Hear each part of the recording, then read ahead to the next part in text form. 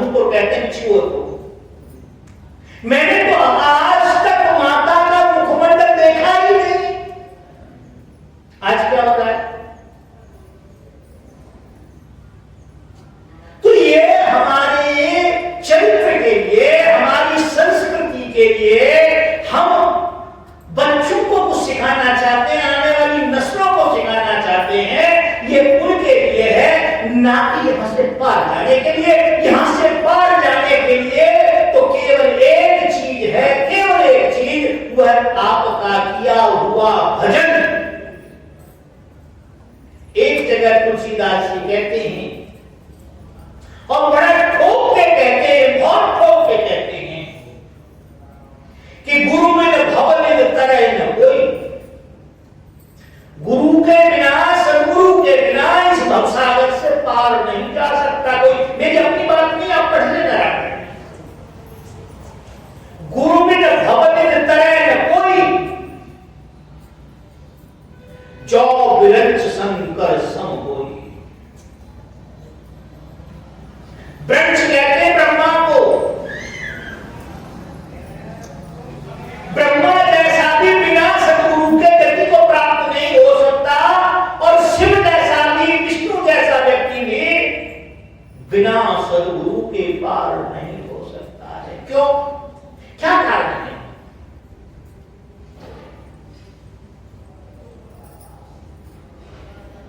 उसका मूल कारण केवल एक है कि हम सदगुरु की बात के अंदर किंतु परंतु नहीं करते। गुरु महाराज के आदेश को वैसा का वैसा ही अपने जीवन में धारण कर लेते हैं। क्या कर लेते हैं? धारण कर लेते हैं।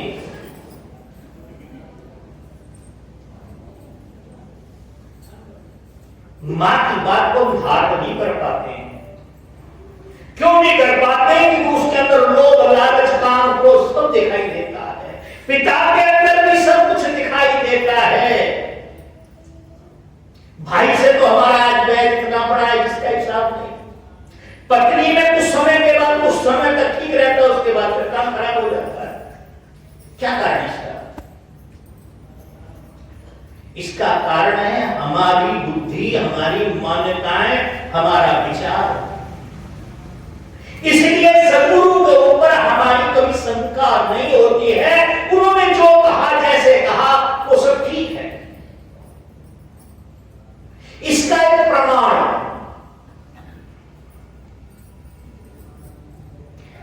आज से कोई 27-28 साल पहले ये प्रोग्राम स्टार्ट हुआ सत्संग का। तो एक हमारी संगत है कहीं, तो वहां दो माताएं सबसे पहले जुड़ी। थोड़ी हालत ठीक नहीं थी उनकी।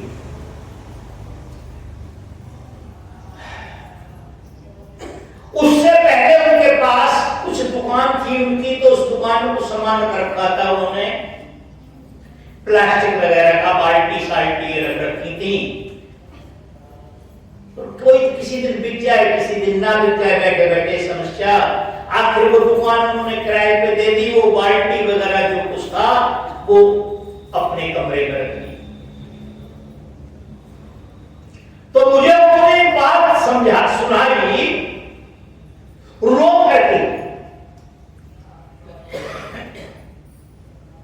बोले गुरुजी सुबह हो गया, शाम से सुबह हो गई, सुबह से सब था, पर हमारे पास इतने भी पैसे नहीं थे कि हम किराया खर्च करके आश्रम तक पहुंच सके। तब दिल्ली होता था सत्संग।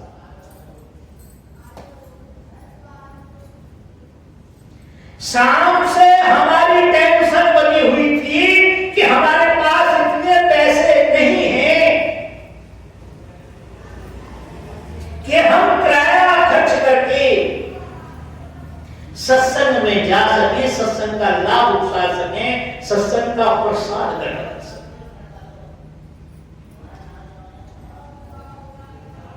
गुरुजी आपने बड़ी कृपा करी, ये बात सब कहते हैं। अगर उनके मन का सा काम हो जाए तो बोले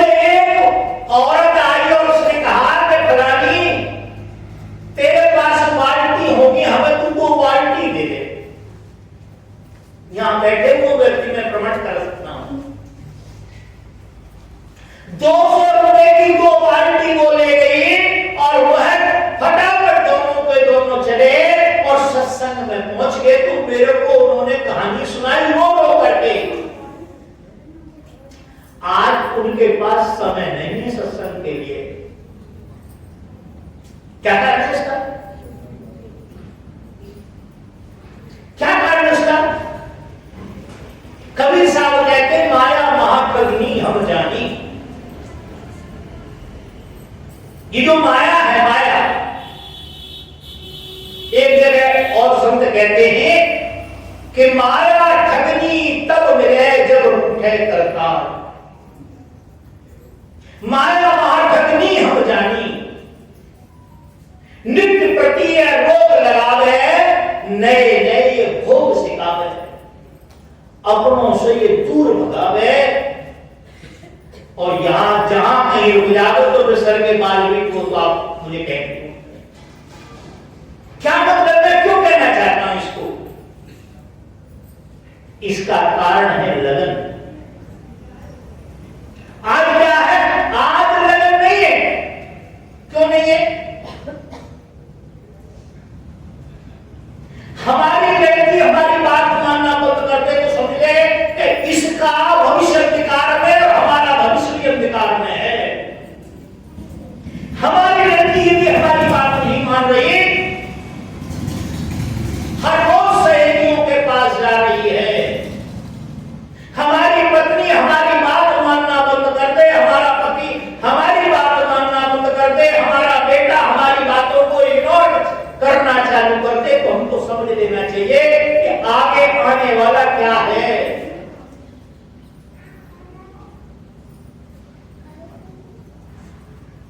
जब नए नए दोस्त बन जाते हैं, नए नए यार बन जाते हैं, नए नए परिचित हो जाते हैं, तो 100% होता है कि पुराने परिचितों से उनका ध्यान हटता है। बनते ही है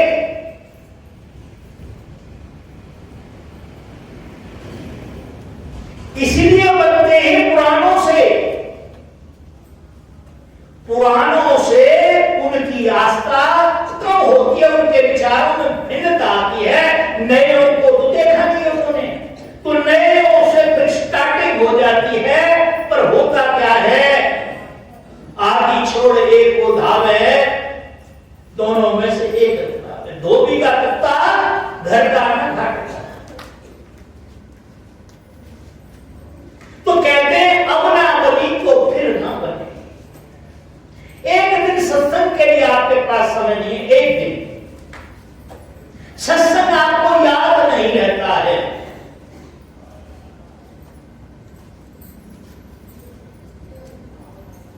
सत्संग आपको याद नहीं रहता, सत्संग के लिए समय नहीं मिल रहा, आपको अपने लिए समय नहीं मिल रहा है, तो आप विचार करें काल ने आपके बुद्धि को और आपके विवेक को किस तरह से जकड़ रखा है।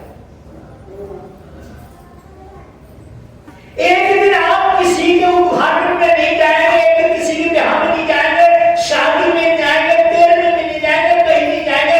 उससे क्या तुम्हारा नुकसान होगा, क्या लॉस हो जाएगा? तो क्या लॉस होगा आपका? कोई लॉस नहीं हुआ।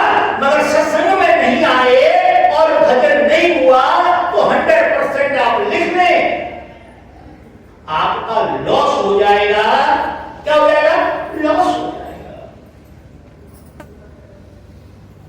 आप देखते हो, मैं इसलिए नहीं कर रहा हूं तो मैं सुना रहा हूं, आप सुन रहे हैं। मैं अपनी बात बताता हूं कि हम जब भी सत्संग में से वापस आते थे तो 15 दिन तक महीने तक मन बड़ा मस्त रहता था, बड़ा आनंदित रहता था, भूल जाता दुनिया की सारी बातों को। और कुछ समय के बाद उसके अंदर एक बात फिर पैदा हो जाती थी कि भाई हम तो अब सत्संग में जाएंगे, अब सत्संग में जाएंगे, अब 19 दिन रह गए, अब 18 रह गए, 17 रह गए, तो मन फिर प्रफुल्लित हो जाता था। तो अब ना बनी तो फिर ना बने। नर तन बार बार नहीं होता। ये मनुष्य का जो शरीर है, ये जरूरी नहीं कि आपको बार बार मिल जाएगा।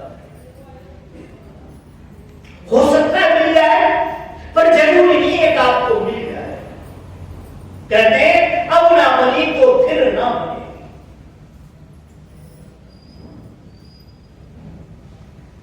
भाई अब की तैयारी करनी है, अब से तैयारी करनी है। और एक बात, जब गुरुओं की बात भी हमको बुरी लगने लगे, संतों की बात भी बुरी लगने लगे और संतों की बात में भी तर्क वितर्क हमारा मन चालू कर दे, तो समझ लेना कि हमारा समय खराब चालू हो चुका है।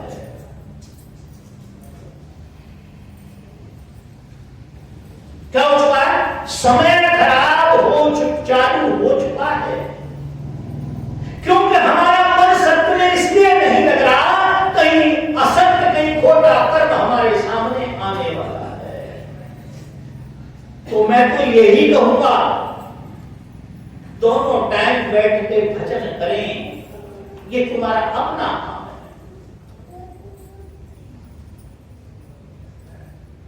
ये काम ना मत करो, अगला जन्म मिल जाएगा, अगला जन्म मिल जाएगा, अगला जन्म मिल जाएगा। अपना अच्छा बुरा देखो।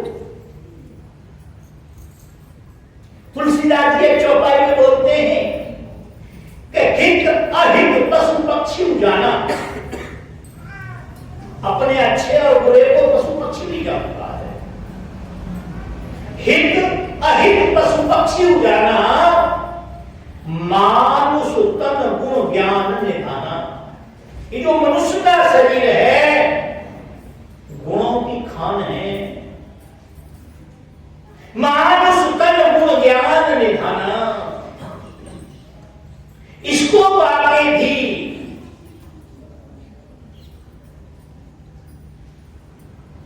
जो न तरे भवसागर,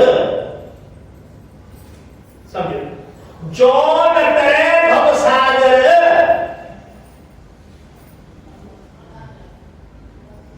नर शरीर अस पाए। जो न तरे भवसागर, नर शरीर अस पाए। नर जैसे शरीर को पा करके भी जिसकी मुक्ति नहीं हुई, तो कह रहे काल ही कर्म ही ईश्वर मिथ्या दोष लगा। काल को, कर्म को और ईश्वर को व्यर्थ में दोष लगा रहे हैं आप। क्यों? मनुष्य का शरीर दे दिया, स्वतंत्र बुद्धि वाला दे दिया, विवेक वाला दे दिया, और अभी भी तुम नहीं समझ पा रहे हो, तो फिर खेल खराब हो जाएगा। अब ना बनी तो फिर ना बनेगी। अब कोशिश करो, अपनी आदतों में सुधार करो। हमारा घर बहुत अच्छा है, हमारा सत्संग बहुत अच्छा है, हम बहुत अच्छे, हमारा परिवार बहुत अच्छा है, ये ठीक है, हमारा घर बहुत अच्छा है। पर उस अच्छे धर्म से हमने क्या किया? कोई उस धर्म से टच होकर, उस धर्म में मिल करके कोई काम कम हुआ, क्रोध कम हुआ, लोभ कम हुआ, प्रमाद कम हुआ? कोई चीज विचार करो, क्या कोई चीज कम हुई है हमारे अंदर? यदि कोई चीज कम हुई है तो धर्म श्रेष्ठ है हमारा, हमारा धर्म उत्तम है। यदि कुछ हमने उसमें से ग्रहण कर लिया है तो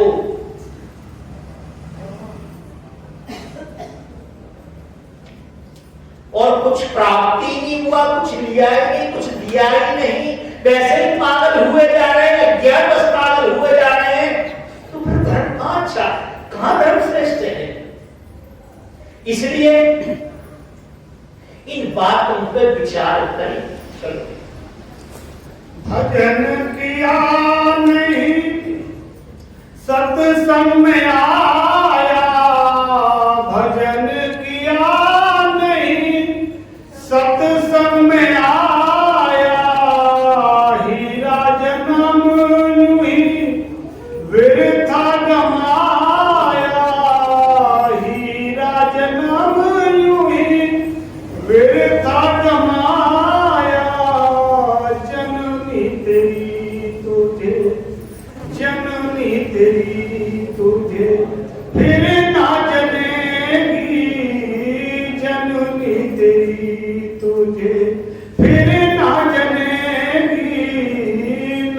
तन बार बार नहीं मिलता, नर तन बार बार नहीं मिलता। भजन किया नहीं सत्संग में आया, भजन किया नहीं सत्संग में आया, हीरा जन्म तूने यूं ही गंवाया। जननी तेरी तुझे फिर ना जनेगी।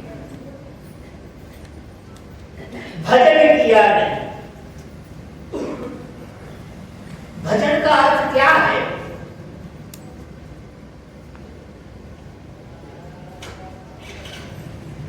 हमने जैसा मान लिया कि भजन का अर्थ वैसा ही है। हमने ये मान लिया कि हमारे सारे संसारिक काम, बिगड़े हुए काम बन जाएंगे, यही भजन है।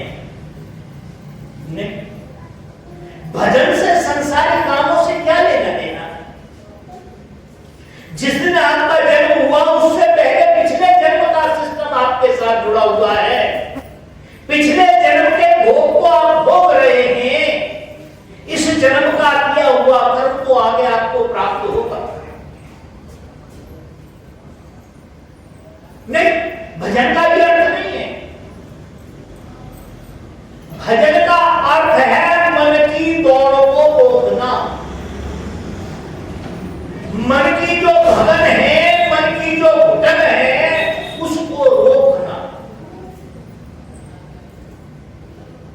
पर ये क्यों नहीं हो रहा? सबके साथ यही है।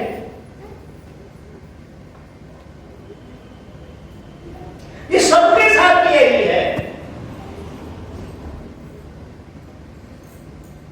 क्यों नहीं हो रहा ये? क्योंकि हम कहीं एक जगह टिक नहीं पा रहे।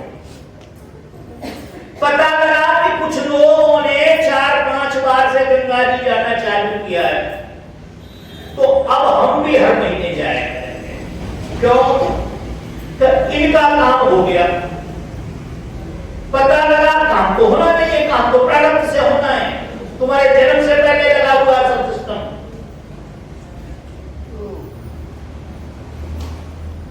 और कोई तुम्हें बताए भी कि कल तुम्हारे साथ ये होने वाला है, कि तुम मानते कहां हो? हमारे प्रेमी हैं, मैंने उसको बड़ा मना किया कि भाई जमीन मत बेचना। इस जमीन के पैसे बोरियों में भर भर के आएंगे, बोरियों में भर भर के। नहीं मानी बात, कोई बेच दी। क्यों मानी बात? क्यों नहीं मानी? आस्था नहीं है, श्रद्धा नहीं है। आस्था नहीं है, श्रद्धा नहीं है।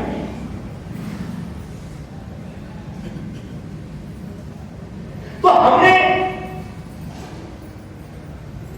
पता लगा कि गंगा जी ने अब स्वामी बाबा के यहां जा रहे हैं सब। अच्छी बात है, जाओ।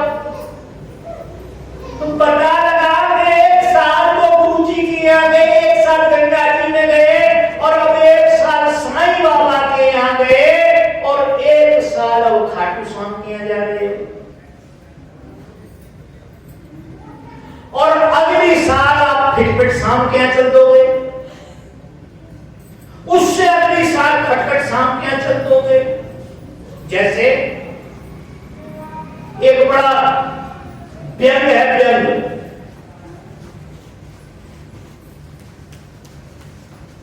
किसी पहाड़ पे दो व्यक्ति खड़े हुए, मुसलमान था एक हिंदू।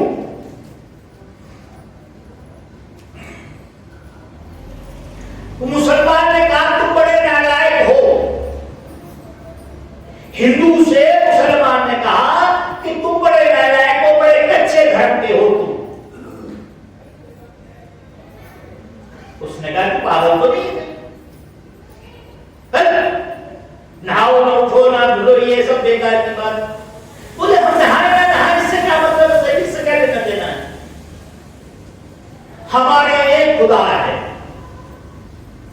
तुम्हारे अब बताएंगे कितने बाप हैं तुम्हारे। हर आदमी को तुम खुदा कह देते हो, हर आदमी को खुदा कह देते हो। ये बात यहां आ गई, उसका खुदा श्रेष्ठ और किसका परमात्मा अश्रेष्ठ। अब बात श्रेष्ठता वाली हम भी करते हैं ना इस बात को।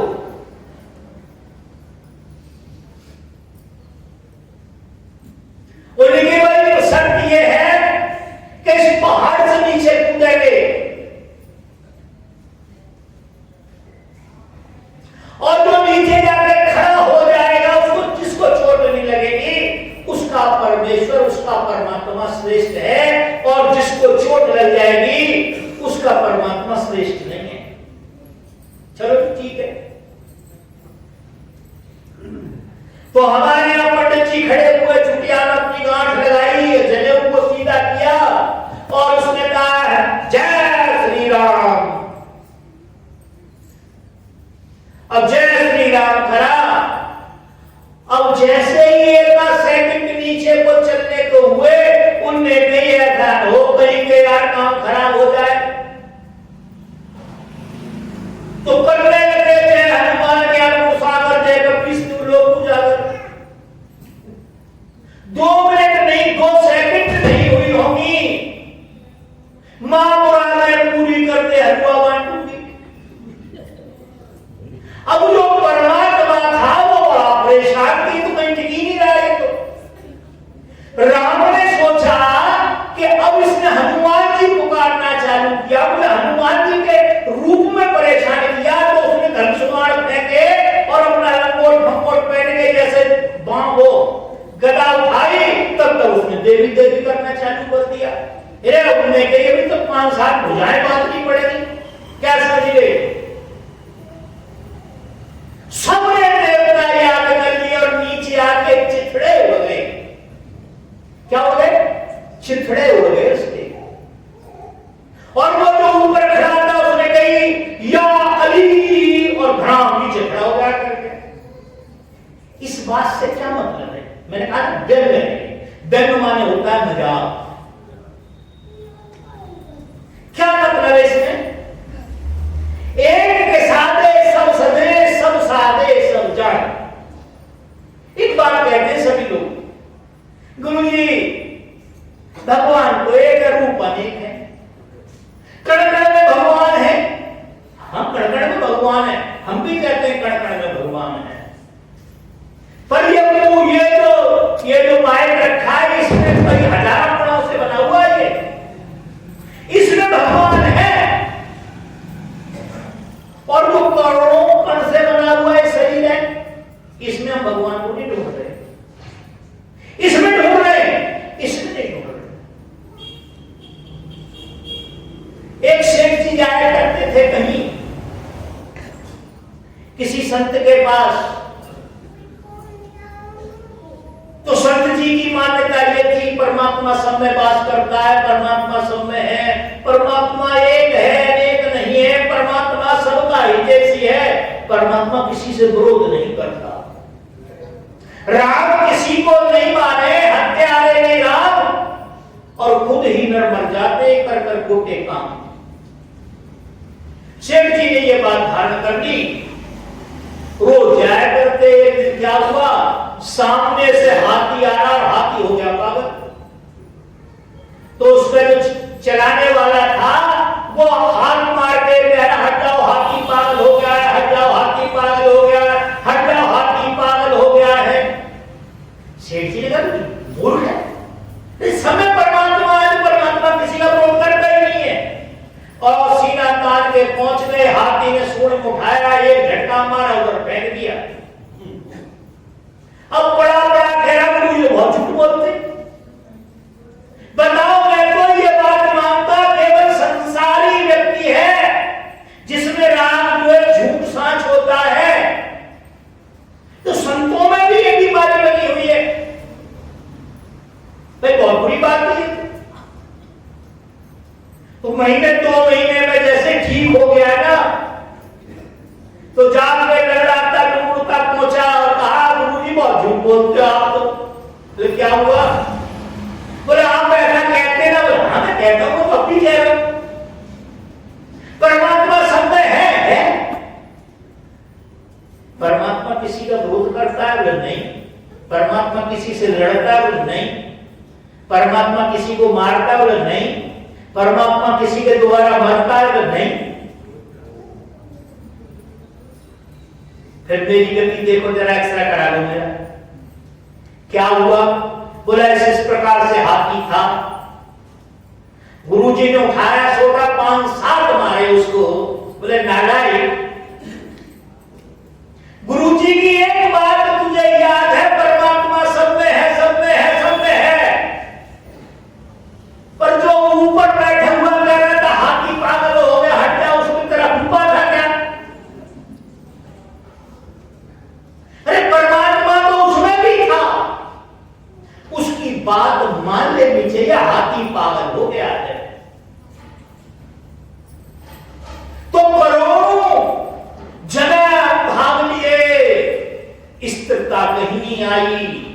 क्यों नहीं आई स्थिरता? क्योंकि मनुष्य के अंदर बुद्धि ज्यादा तेज है। ये नकलची है, नकलची हम कहते हैं ना, हमारे यहां कहते हैं बंदर किससे हम परवड़ हुए हैं, तो बंदर में सबसे ज्यादा नकल करता है बंदर। अकल का कोई काम नहीं है। कई बार क्या होता है कि नकल करते करते असल भी चली जाती है, हमारी जो थोड़ी 4 आने 8 आने की है वो भी खत्म हो जाती है। तो करो सब में परमात्मा है, सब में परमात्मा, कौन कहता है नहीं है परमात्मा? सब में है, पर तू कोई एक जगह टिकेगा नहीं, टिकेगा। आप गए कहीं घूमने के पर्पस से गए, हर 6 महीने में जाना चाहिए, साल में जाना चाहिए। प्रैक्टिकल करके देखना, संत मत कहता प्रैक्टिकल करो पहले अपने जीवन में, तब बात मानो। और ये जो काल है ये कहता है कि जो किताबों में लिखा हुआ उसे मान लो, प्रैक्टिकल करो मत करो। आप बढ़िया काम करते हैं, आप देखना 5-6 महीने के बाद आपका मन पटक पटक के मारेगा। इसलिए 6 महीने बाद कहीं भी चले जाए, 2 दिन के लिए चले जाएं, आप देखना कि उसके बाद आपका मन आपके अधीन होके काम करेगा, बड़ा आनंद से काम करेगा। और आप गए नहीं कभी, मगर कहां जाना है? पहाड़ी में जाओ, देखो पहाड़ कितना बड़ा हो गया, कहां से निकला पहाड़? मैं और मेरे ताऊ रखा है वहां पे नहीं। यह पृथ्वी के अंदर जो अग्नि है, अग्नि जिसको लावा बोलते हैं, लावा फटा और फटते फटते फटते फटते इतने ऊंचे पहाड़ बन गए। आग का पहाड़ बन गया जिसको पत्थर कहते हैं। वहां देखे पहाड़ के अंदर हम जिन पौधों को पानी दे रहे हैं वो पौधे नहीं हो पा रहे और वहां गर्द हो गए हैं। वहां देखे पहाड़ के ऊपर पहाड़ टिका हुआ, हम चाहे देखना तो टिकेगा नहीं। वहां प्रकृति के नजारे देखने जाएं, परमात्मा की ताकत देखने जाएं, परमात्मा की सत्ता देखने जाएं, उस मालिक के नजारे देखने जाएं, न कि वहां जाएं कि